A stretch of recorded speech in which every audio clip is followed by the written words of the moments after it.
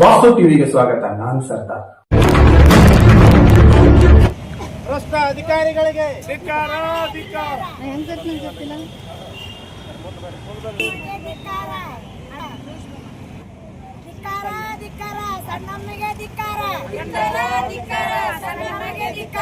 ನಾಷ್ಟ ಮಾಡಿಲ್ಲ ಗೊತ್ತಾಗ್ತದೆ. ಬೇಕೇ ಬೇಕು. ಪ್ಯಾರಾಮೆಡಿಕಲ್ ಪ್ರಿನ್ಸಿಪಲ್ ಆದಂತ ಸಣ್ಣಮ್ಮಗೆ, ಸಣ್ಣಮ್ಮಗೆ, ನರ್ಸಿಂಗ್ ಕಾಲೇಜಿನ ಹನುಮಂತಗೆ, ನರ್ಸಿಂಗ್ ಕಾಲೇಜಿನ ಹನುಮಂತ ಅವರಿಗೆ, ಪ್ಯಾರಾಮೆಡಿಕಲ್ ಕಾಲೇಜ್ ಸಣ್ಣಮ್ಮನಿಗೆ ಬೇಕೇ ಬೇಕು. ಬೇಕೇ ಬೇಕು.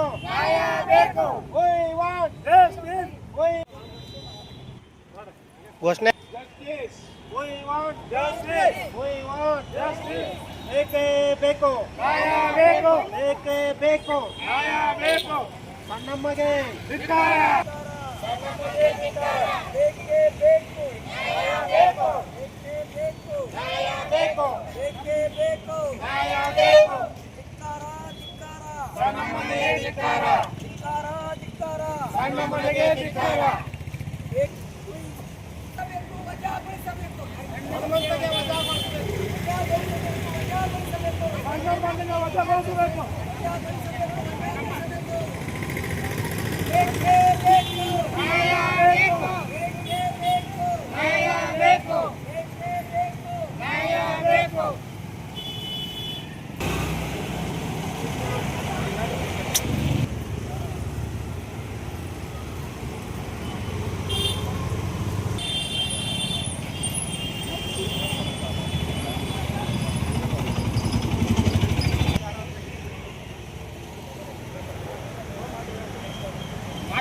ಮಣ್ಣು ಹೋಗಿಲ್ಲ ಸರ್.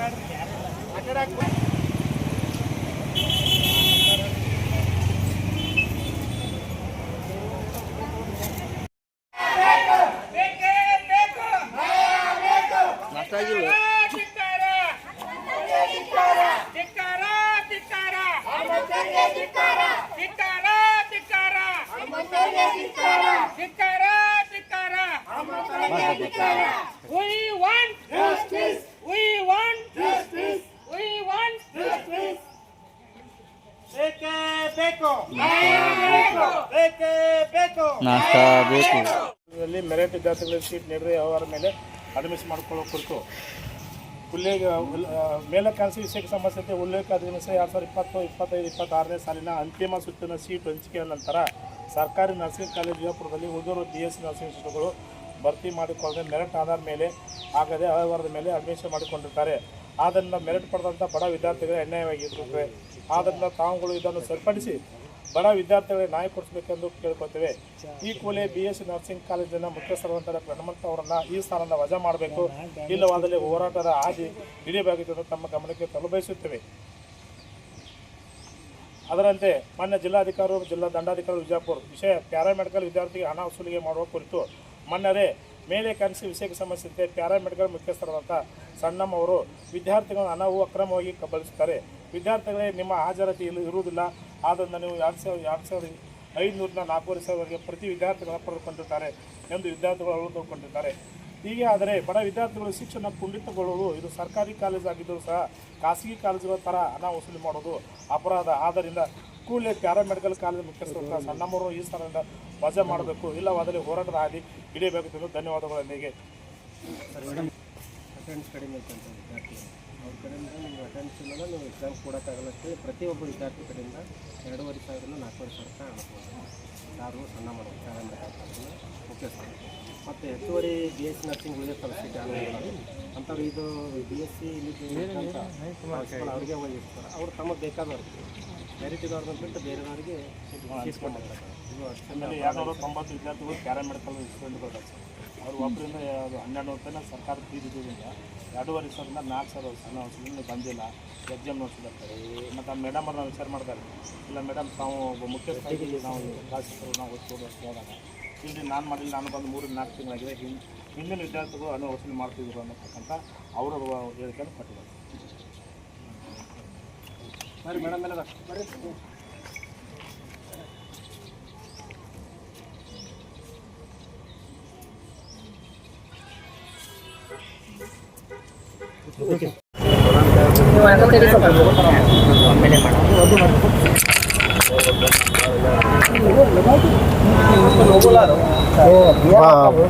ಬಂಧುಗಳೇ, ಇವತ್ತಿನ ದಿವಸ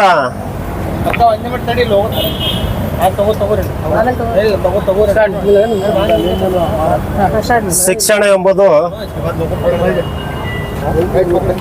ಬಹಳ ಕುಂಠಿತಗೊಳ್ಳೋ ಕಾರಣವೇನೆಂದರೆ, ವಿದ್ಯಾರ್ಥಿಗಳಲ್ಲಿ ಕಲಿಯುವ ಹಂಬಲವಿದ್ದರೂ ಸಾಕಷ್ಟು ಸರ್ಕಾರಿ ಕಾಲೇಜುಗಳಲ್ಲಿ ಸೀಟ್ ಸಿಗದೇ ಇದ್ದರೂ ದುಡ್ಡಿದ್ದವರು ಪ್ರೈವೇಟ್ ಕಾಲೇಜಿನಲ್ಲಿ ಹೋಗಿ ಕಲಿತಾರೆ. BLD ಆಗಿರ್ಬೋದು, ಆಲಮ್ಮಿನ ಆಗ್ಬೋದು, ಇಂಥಲ್ಲೆಲ್ಲ ಕಡೆ. ಬಟ್ ಇಲ್ಲೇನಾಗಿದೆ, ನಮಗೆ ಬಡ ದಲಿತ ವಿದ್ಯಾರ್ಥಿಗಳಿಗೆ ಮತ್ತು ಬಡ ಕುಟುಂಬದಂಥ ಬಂದಂಥವರಿಗೆ ಸರ್ಕಾರಿ ಕಾಲೇಜುಗಳಲ್ಲಿ ನಾವು ಈಗಾಗಲೇ ಹೋರಾಟ ಮಾಡ್ತಾ ಇದ್ದಾರೆ. ಸರ್ಕಾರಿ ಮೆಡಿಕಲ್ ಕಾಲೇಜ್ ಬೇಕಂತೆ. ಇದ್ದಂಥ ಕಾಲೇಜುಗಳಲ್ಲಿ ಪ್ಯಾರಾಮೆಡಿಕಲ್ ಇರ್ಬೋದು, ನರ್ಸಿಂಗ್ ಇರ್ಬೋದು, ಇಲ್ಲಿ ಏನು ನಡೀತಾ ಇದೆ ಅಂದರೆ, ಒಂದು ಶಿಕ್ಷಣವನ್ನು ಮಾರಿಕೊಳ್ಳುವಂಥ ವ್ಯಾಪಾರೀಕರಣ ನಡೀತಾ ಇದೆ. ಶಿಕ್ಷಣದಲ್ಲಿ ಪ್ಯಾರಾಮೆಡಿಕಲ್ ಕಾಲೇಜಿನಲ್ಲಿ, ಪ್ಯಾರಾಮೆಡಿಕಲ್ ಅಂದರೆ ಒಂದು ಸಣ್ಣ ಮಟ್ಟದಲ್ಲಿ ನರ್ಸಿಂಗ್ ಕಾಲೇಜು, ಅಲ್ಲಿ ಏನು ನಡೀತಾ ಇದೆ ಅಂದರೆ, 200 ಸೀಟ್ ಹುಡುಗರಿಗಿದ್ರು, ವಿದ್ಯಾವಂತರಿಗೆ ಅವಕಾಶ ಇದ್ದರು. ಒಬ್ಬನಿಗೆ ವಿದ್ಯಾವಂತರಿಗೆ ಸಣ್ಣಮ್ಮ ಎಂಬ ಅಲ್ಲಿ ಪ್ರಾಂಶುಪಾಲರು, ಅದರ ಮುಖ್ಯಸ್ಥರು, ಪ್ಯಾರಾಮೆಡಿಕಲ್ ಕಾಲೇಜಿನ ಮುಖ್ಯಸ್ಥರಂತ ಸಣ್ಣಮ್ಮನವರು, ಯಾವ ಹುಡುಗರು ಅಟೆಂಡೆನ್ಸ್ ಇರುವುದಿಲ್ಲ, ಪ್ರೆಸೆಂಟೇಷನ್ ನಿಮ್ಮದು ಇಲ್ಲ, ನಿಮಗೆ ನೀವು ಎಕ್ಸಾಮ್ ಕೊಡೋಕ್ಕಾಗಲ್ಲ ಅಂಥೇಳಿ ಅವ್ರನ್ನ ಹೆದರಿಸಿ ಬದರಿಸಿ ಅವರಿಂದ 2,500 ಸಾವಿರದಿಂದ 4,500 ತನಕ ಕಲೆಕ್ಟ್ ಮಾಡಿದ್ದಾರೆ ಹಣವನ್ನು. ಇದು ಅನ್ಯಾಯ. ದೊಡ್ಡ ಪಾಪ ಬಡ ಮಕ್ಕಳು ಎಲ್ಲಿಂದ ಕೊಡಬೇಕು ಇವರಿಗೆ? ತಾವು ಸರ್ಕಾರಿ ನೌಕರಸ್ಥರಾಗಿ ಬಡ ಮಕ್ಕಳಿಂದ 2,000ರಿಂದ 3,500 ರೂಪಾಯಿ ತನಕ ನೀವು ದುಡ್ಡನ್ನು ಕಿತ್ಕೊಳ್ತಿದ್ದಾರೆ. ನಿಮಗೆ ನಾಚಿಕೆ ಆಗಬೇಕು ಸಣ್ಣಮ್ಮನವರೇ. ಆಮೇಲೆ ಇನ್ನೊಂದು ಹೇಳ್ಬೇಕಂದ್ರೆ, ಹನುಮಂತ ಅಂತೇಳಿ BSc ಅಗ್ರಿ ಕಾಲೇಜಿನಲ್ಲಿ, ಅಗ್ರಿ ಅಲ್ಲ, BSc ನರ್ಸಿಂಗ್ ಕಾಲೇಜಲ್ಲಿ, ಅದು ಸರ್ಕಾರಿ ನಮ್ಮ ಆಸ್ಪತ್ರೆಯಲ್ಲಿರುವಂಥ ಒಂದು ಕಾಲೇಜು. ಅಲ್ಲಿ ಏನಾಗಿದೆ, ಹೆಚ್ಚುವರಿ ಸೀಟು ಒಂದು 10 ಸೀಟ್ ಉಳಿರ್ತಾವೆ. ಕೌನ್ಸಿಲಿಂಗ್ ಆಗಿ ಉಳಿದಂಥ 10 ಸೀಟುಗಳನ್ನು ಅಲ್ಲಿದ್ದಂಥ ಮುಖ್ಯಸ್ಥರಿಗೆ, ಹನುಮಂತನಿಗೆ, ಅವರಿಗೆ ಅಧಿಕಾರ ಕೊಟ್ಟಿರ್ತಾರೆ, ಯಾರು ತುಂಬಿಕೊಡಿ ನೀವು ಮೆರಿಟ್ ಲಿಸ್ಟ್ ಮೇಲೆ ಅಂತೇಳಿ. ಸೊ ಅದನ್ನೇನು ಮಾಡ್ತಾ ಇದ್ದಾರೆ ಹನುಮಂತನವರು, ಮೆರಿಟನ್ನು ಬಿಟ್ಟು ತಮಗೆ ಯಾವ್ದು ಬೇಕು ಕ್ಯಾಂಡಿಡೇಟನ್ನು, ಅಂಥ ಕ್ಯಾಂಡಿಡೇಟ್ಗಳನ್ನು ಒಂದು ಸೀಟನ್ನು ಮಾರಿಕೊಂಡು ಆ ಸೀಟನ್ನು ತಮಗೆ ಬೇಕಾದಂಥ ವಿದ್ಯಾರ್ಥಿಗಳಿಗೆ ಹಂಚಿಕೆ ಮಾಡಿರ್ತಾರೆ. ಇದು ಅಕ್ಷಮ್ಯ ಅಪರಾಧ. ಈ ಸಣ್ಣಮ್ಮ ಮತ್ತು ಹನುಮಂತವನ್ನು ಕೂಡಲೇ ಸರ್ಕಾರಿ ಆಸ್ಪತ್ರೆಯಲ್ಲಿ, ಸರ್ಕಾರಿ ಕಾಲೇಜುಗಳು ಇದ್ದಂಥ ಅವ್ರು ಕೂಡಲೇ ಅವರನ್ನು ವಜಾಗೊಳಿಸಬೇಕು. ಮತ್ತು ನಾವು ಈ ಮುಖಾಂತರ DC ಅವರಿಗೆ ಮತ್ತು ಮಾನ್ಯ ಮುಖ್ಯಮಂತ್ರಿಯವರಿಗೆ ಮತ್ತು ವೈದ್ಯಾಧಿಕಾರಿಗಳಿಗೆ, ವೈದ್ಯಕೀಯ ಶಿಕ್ಷಣ ಸಚಿವರಿಗೆ ನಾವು ಮನವಿ ಮಾಡಿಕೊಳ್ತಾ ಇದ್ದೇವೆ. ಇದು ಏನಾದರೂ ಅವರು ವಜಾ ಆಗದೇ ಇದ್ದರೆ ಮುಂದಿನ ರೂಪದಲ್ಲಿ ಕಾಲೇಜನ್ನು, ಅಲ್ಲಿ ಇದ್ದಂಥ ಸರ್ಕಾರಿ ಹಾಸ್ಪಿಟಲ್ ಕಾಲೇಜನ್ನು ಅಲ್ಲಿ ಬಂದ್ ಮಾಡುವಂಥ ಕೆಲಸವನ್ನು ಮಾಡ್ತೀವಿ. ಈಗ ಎಕ್ಸಾಮ್ ನಡೀತಾ ಇದೆ. ಎಕ್ಸಾಮ್ನಲ್ಲಿ ನಾವು ಎಕ್ಸಾಮನ್ನು ಹುಡುಗರು ಸುಚಿತವಾಗಿ ನಡೀಲಿ ಅಂತ ಹೇಳ್ತಾ ಇದ್ದೇವೆ. ಸೊ ಇದನ್ನು ಗಮನದಲ್ಲಿಟ್ಟುಕೊಂಡು ಅಲ್ಲಿರೋಂಥ DSO ಅವರು ಇದರ ಬಗ್ಗೆ ಗಮನ ಹರಿಸಿ ಕೂಡಲೇ ಅವರನ್ನು ಸಸ್ಪೆಂಡ್ ಮಾಡಬೇಕು ಮತ್ತು ಸರ್ಕಾರ ಇದರ ಬಗ್ಗೆ ಕ್ರಮ ವಹಿಸಬೇಕು. ಇಲ್ಲದೆ ಹೋದರೆ ನಾವಾಯಿತು ಬಹುಜನ ದಲಿತ ಸಂಘರ್ಷ ಸಮಿತಿ, ದಲಿತ ಸೇನೆ ಮತ್ತು ಜೈ ಭೀಮ್ ವೇದಿಕೆ ಎಲ್ಲ ಮುಖಂಡರಿದ್ದಾರೆ. ನಮ್ದು ಎಲ್ಲ ಒಕ್ಕೂಟದಿಂದ ಇದನ್ನು ಪ್ರೋಗ್ರಾಮ್ ಮಾಡ್ತಾ ಇದ್ದೇವೆ. ಇದನ್ನು ಹೋರಾಟವನ್ನು ಬರುವಂಥ ದಿನಗಳ ಇನ್ನೂ ಉಗ್ರ ರೂಪ ತಾಳತು ಅಂತ ಹೇಳಿ ನಾನು 2 ಮಾತು ಮುಗಿಸ್ತೇನೆ. ಜೈ ಭೀಮ್, ಜೈ ಪ್ರಬುದ್ಧ ಭಾರತ. ಸರ್, ಎಷ್ಟು ಜನ ವಿದ್ಯಾರ್ಥಿಗಳಿಂದ ಅವರು ಈ ರೀತಿ ಇದನ್ನ ಮಾಡಿದ್ದಾರೆ? ಅವರು ಅಲ್ಲಿ ಇದ್ದಂಥ ಟೋಟಲು 200 to 400 ಸ್ಟೂಡೆಂಟ್ಸ್ ಇದ್ದಾರೆ. ಸೊ ಅಲ್ಲಿ ಇದ್ದಂಥ ಹುಡುಗರಿಗೆ ಯಾವ ಥರ ಮಾಡ್ತಾರಪ್ಪ ಅಂದರೆ, ಇವರು ಯಾರು ಇರ್ರೆಗ್ಯುಲರ್ ಇರ್ತಾರಲ್ಲ ಕೆಲವೊಂದು ಹುಡುಗರು, ಅಂಥವ್ರಿಗೆ ಏನು ಮಾಡ್ತಾ ಇದ್ದಾರೆ, ನೀವು ಹಾಲ್ ಟಿಕೆಟ್ ತೊಗೊಳ ಪ್ರತಿಯೊಬ್ಬರು ಕೊಡಲೇಬೇಕು, ಹಾಲ್ ಟಿಕೆಟ್ ಇಷ್ಟು ಅಮೌಂಟ್ ಕೊಟ್ಟಾಗೆ ಹಾಲ್ ಟಿಕೆಟ್ ಕೊಡ್ತಾ ಇದ್ದಾರೆ. ಸೊ ಅಲ್ಲೆಲ್ಲ ಹುಡುಗರು ಬಂದ ಮಾಹಿತಿ ಪ್ರಕಾರ ನಾವು ನಿಮ್ಗೆ ಹೇಳ್ತಾ ಇದ್ದೇವೆ. ಆ ಹುಡುಗರ ಕಡೆಯಿಂದ 2,500ರಿಂದ ಪ್ರೆಸೆಂಟ್ ಇದ್ದವ್ರಿಗೆ 2,500 ರೂಪಾಯಿ ತೊಗೋತಾ ಇದ್ದಾರೆ. ಏನು ಅಬ್ಸೆಂಟ್ ಇರ್ತಾರಲ್ಲ, ಡೈರೆಕ್ಟ್ ಎಕ್ಸಾಮ್ ಬರ್ತಾರಲ್ಲ, ಅವರಿಗೆ 4,500 ಅಂತ ತೊಗೋತಾ ಇದ್ದಾರೆ. ಈಗ ಪ್ರಿನ್ಸಿಪಾಲ್ ಬಗ್ಗೆ ಏನಾದರೂ ಶಿಕ್ಷಣಾಧಿಕಾರಿಗಳಿಗೆ ಈ ವಿದ್ಯಾರ್ಥಿಗಳು ಹೋಗಿ ಕಂಪ್ಲೇಂಟ್ ಮಾಡಿದಾರಾ, ಅಥವಾ ವಿದ್ಯಾರ್ಥಿಗಳ ಪಾಲಕರು? ವಿದ್ಯಾರ್ಥಿಗಳು ನಮ್ಮ ಜೊತೆ ಬಂದರು. ಯಾಕಂದ್ರೆ ಹೋರಾಟಗಾರ ಹತ್ರ ಬರ್ತಾರೆ. ಯಾಕಂದರೆ ವಿದ್ಯಾರ್ಥಿಗಳಿಗೆ ಒಂದು ಹೆದರಿಕೆ, ಅವರು ನಮಗೆಲ್ಲ ರೈಟಿಂಗ್ದಲ್ಲಿ ಬರೆದು ಕೊಟ್ಟಿದ್ದಾರೆ.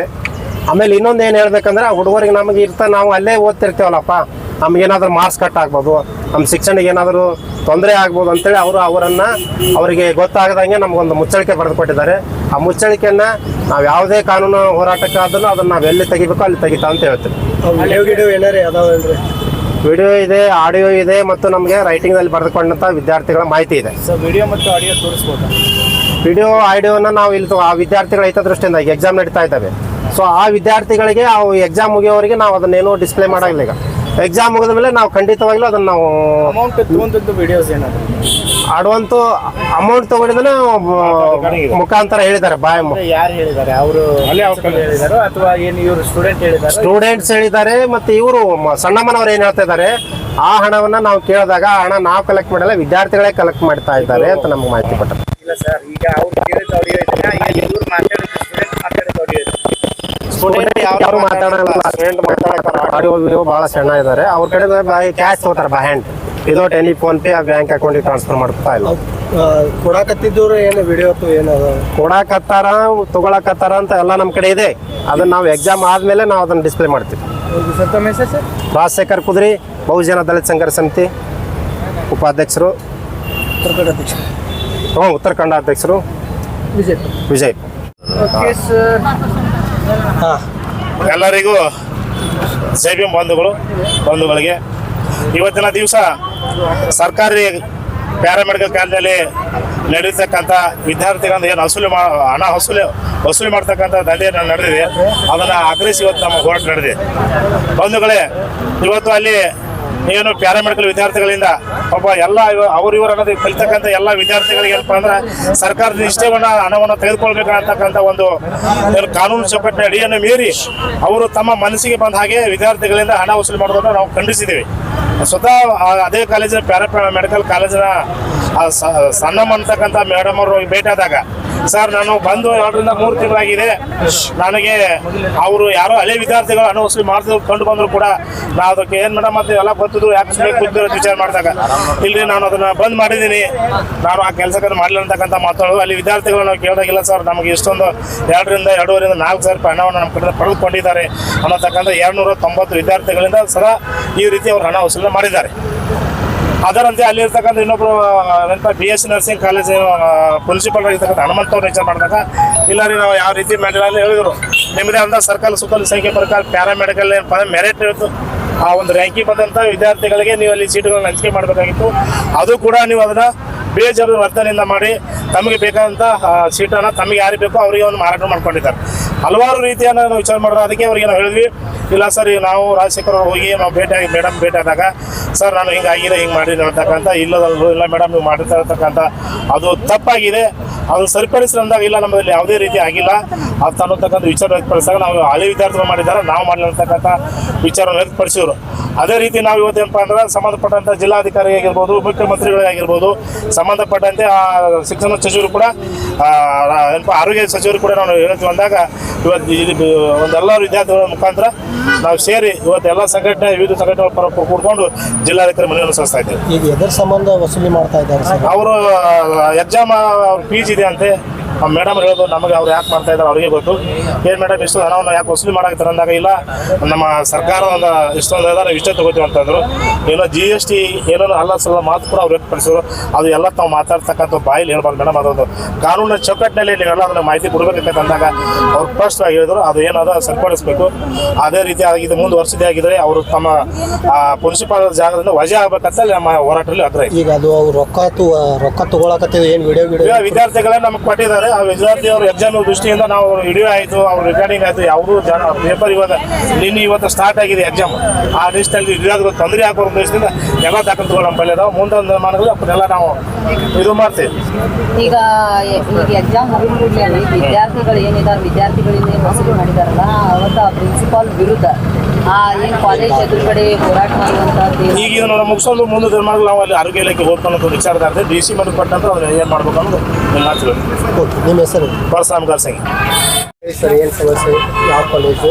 ಇವಾಗೇನು ಇವರು ರಾಜಶೇಖರ್ ಕುದುರೆ ಅವರು ಉತ್ತರ ಕನ್ನಡ ಅಧ್ಯಕ್ಷರು ಬಹುಜನ ದಲಿತ ಸಂಘರ್ಷ ಸಮಿತಿ ಏನು ಹೇಳಿದಾರಲ್ಲ, ಇವತ್ತು ಅವ್ರು ಹೇಳ್ತಾ ಇದ್ದಾರೆ ಪ್ಯಾರಾಮೆಡಿಕಲ್ ಕಾಲೇಜು ಮತ್ತು ಯಾವುದು BSc ನರ್ಸಿಂಗ್ ಕಾಲೇಜ್ ಬಗ್ಗೆ ಹೇಳಿದ್ರು. ಇವಾಗ ನಾವು ಒಂದು ಗಡಿನಾಡು JB ವೇದಿಕೆ ಮುಖಾಂತರ ತಿಳಿಪಡಿಸುವುದೇನಂತಪ್ಪ ಅಂತಂದರೆ, ಇವತ್ತು ಸರ್ಕಾರಿ ಕಾಲೇಜುಗಳು ಯಾವುದೇ ನರ್ಸಿಂಗ್ ಕಾಲೇಜುಗಳು ಇರ್ಬೋದು ಅಥವಾ BSc ಇರ್ಬೋದು, ಇನ್ನಿತರ ಯಾವುದೇ ಕಾಲೇಜುಗಳು ಇರಲಿ, ಆದರೆ ಸರ್ಕಾರದ ಸುತ್ತೋಲೆಯ ಪ್ರಕಾರ ಕಾನೂನು ಸುತ್ತೋಲೆ ಪ್ರಕಾರ ಏನು ಇರ್ತಾ ಇದೆ ವಿದ್ಯಾರ್ಥಿಗಳಿಗೆ ಫೀಸ್ ತೊಗೋಬೇಕಂತ ಏನು ಸುತ್ತೋಲೆ ಇರ್ತದೆ ಆ ಒಂದು ನಿಟ್ಟಿನಲ್ಲಿ ಆ ಶಾಲೆಯ ಫೀಸನ್ನು ತೆಗೆದುಕೊಳ್ಳೋದ್ರ ಮುಖಾಂತರ ಆ ವಿದ್ಯಾರ್ಥಿಗಳಿಗೆ ಒಂದು ಒಳ್ಳೆಯದನ್ನೇ ಮಾಡಬೇಕು ಹೊರತು ಆ ವಿದ್ಯಾರ್ಥಿಗಳಿಂದ ಈ ಥರನಾಗಿ ಏನು ಹೆಚ್ಚಿನ ಹಣಗಳನ್ನು ವಸೂಲಿ ಮಾಡಿ ಅಂಥ ವಿದ್ಯಾರ್ಥಿಗಳಿಗೆ ತೊಂದರೆ ಕೊಡೋದನ್ನು ನಿಲ್ಲಿಸಿ ಸರ್ಕಾರದ ಏನು ಒಂದು ಸಮ್ಮತಿ ಇರುತ್ತೆ ಆ ಒಂದು ನಿಟ್ಟಿನಲ್ಲಿ ಎಲ್ಲ ಶಾಲೆಗಳು ಇವತ್ತು ನರ್ಸಿಂಗ್ ಇರ್ಬೋದು, ಸರ್ಕಾರಿ ಇರ್ಬೋದು ಅಥವಾ ಅನುದಾನ ಪಡುವಂಥ ಸ್ಕೂಲ್ ಇರ್ಬೋದು, ಎಲ್ಲ ಸ್ಕೂಲ್ಗಳು ಕೂಡ ವಿದ್ಯಾರ್ಥಿಗಳ ಜೊತೆಗೆ ಅನ್ಯಾಯನ ಮಾಡದೆ ಸರ್ಕಾರದ ಸುತ್ತೋಲೆ ಪ್ರಕಾರ ಮತ್ತು ಸಂವಿಧಾನದ ಪ್ರಕಾರ ಏನು ಒಂದು ಸರ್ಕಾರದ ಆದೇಶ ಇರುತ್ತೆ ಆ ಒಂದು ಆದೇಶದ ಮೇರೆಗೆ ತಾವು ಹಣವನ್ನು ತೆಗೆದು ಎಲ್ಲ ವಿದ್ಯಾರ್ಥಿಗಳಿಗೆ ಅನುಕೂಲ ಮಾಡಿಕೊಡ್ಬೇಕಂತೇಳಿ ನಾನು ಹೇಳ್ತೀನಿ. ನಿಮ್ಮ ಸಂಘಟನೆ ಗಡಿನಾಡು ಜೆಬಿ ವೇದಿಕೆ ರಾಜ್ಯ ಉಪಾಧ್ಯಕ್ಷರು. ನೀವು ಅವ್ರಿಗೆ ಬೆಂಬಲ ಕೊಡೋ ಉದ್ದೇಶ ಏನು? ಬೆಂಬಲ ಕೊಡೋ ಉದ್ದೇಶ ಅಂತಂದ್ರೆ ಇವತ್ತೇನು ಅದೇ ಹೇಳ್ತಾ ಇಲ್ಲ ಸರ್, ಆ ಒಂದು ಇವತ್ತೇನು ಬಹುಜನ ದಲಿತ ಸಂಘರ್ಷ ಸಮಿತಿಯವರು ಈ ಒಂದು ನರ್ಸಿಂಗ್ ಕಾಲೇಜು ಮತ್ತು ಬೇರೆ ಬೇರೆ ಕಾಲೇಜ್ ಬಗ್ಗೆ ಹೇಳ್ತಾ ಇದ್ದಾರಲ್ಲ, ಅದಕ್ಕೆ ಯಾವುದೇ ಕಾಲೇಜುಗಳು ಇರ್ಬೋದು, ನರ್ಸಿಂಗ್ ಕಾಲೇಜ್ ಇರ್ಬೋದು, BSc ನರ್ಸಿಂಗ್ ಇರ್ಬೋದು, ವೈದ್ಯಕೀಯ ಕಾಲೇಜ್ ಇರ್ಬೋದು, ಸರ್ಕಾರದ ಸುತ್ತೋಲೆಗಳೇನಿರ್ತಾವೋ ಆ ಒಂದು ನಿಟ್ಟಿನಲ್ಲಿ ವಿದ್ಯಾರ್ಥಿಗಳಿಗೆ ಆ ಒಂದು ಫೀಸನ್ನು ತೆಗೆದುಕೊಂಡು ಯಾವುದೇ ವಿದ್ಯಾರ್ಥಿನಿ ಆಗಿರ್ಬೋದು, ವಿದ್ಯಾರ್ಥಿಗಳಿಗೆ ಆಗ್ಬೋದು ಅನ್ಯಾಯ ಮಾಡದ ಹಾಗೆ ಅವರಿಗೆ ಏನು ಸರ್ಕಾರ ಸುತ್ತೋಲೆ ಇರುತ್ತೋ ಆ ಸುತ್ತೋಲೆ ಪ್ರಕಾರ ಮಕ್ಕಳಿಗೆ ಫೀಸನ್ನು ತೆಗೆದುಕೊಂಡು ಅವರ ಶಿಕ್ಷಣ ಉನ್ನತಿ ಶಿಕ್ಷಣಕ್ಕೆ ಅವರಿಗೆ ಒಂದು ಅವಕಾಶ ಮಾಡಿಕೊಡೋದ್ರ ಮುಖಾಂತರ ಅವರಿಗೆ ಒಳ್ಳೆಯದನ್ನೇ ಮಾಡಬೇಕು ಹೊರತು ತಮಗೆ ತಿಳಿದ ಹಾಗೆ ಫೀಸ್ಗಳ ವಸೂಲಿ ಮಾಡಿ ಆ ವಿದ್ಯಾರ್ಥಿಗಳಿಗೆ ಅನ್ಯಾಯ ಮಾಡಬಾರ್ದಂತ ಒಂದು ವಿಚಾರನ ಹೇಳಕ್ಕೆ ಇಷ್ಟಪಡ್ತೀನಿ. ಯಾವುದೇ ವಿದ್ಯಾರ್ಥಿ ನಿಮಗೆ ಬಂದು ಭೇಟಿಯಾಗಿ ಅವ್ರದ್ದು ಶಾಲೆಯಲ್ಲಿ ಹಿಂಗೆ ನಡೀತಿದೆ ಅಂದ ಬಳಿಕ ನೀವು ಅವ್ರಿಗೆ ಬೆಂಬಲ ಕೊಡ್ಬೋದು. ಇವಾಗ ಇಲ್ಲಿ ಸರಿ ಇವಾಗ ನಾನು ಹೇಳ್ತಾ ಇರೋದು ಈಗ ಸಂಘಟನೆಯವರಿಗೆ ಬಹುಜನ ದಲಿತ ಸಂಘರ್ಷ ಸಮಿತಿಯ ಉತ್ತರ ಕನ್ನಡ ಅಧ್ಯಕ್ಷರಿಗೆ ಮತ್ತು ಈ ಮಹಿಳಾ ಸಂಘಟನೆಯವರಿಗೆ ಬಂದು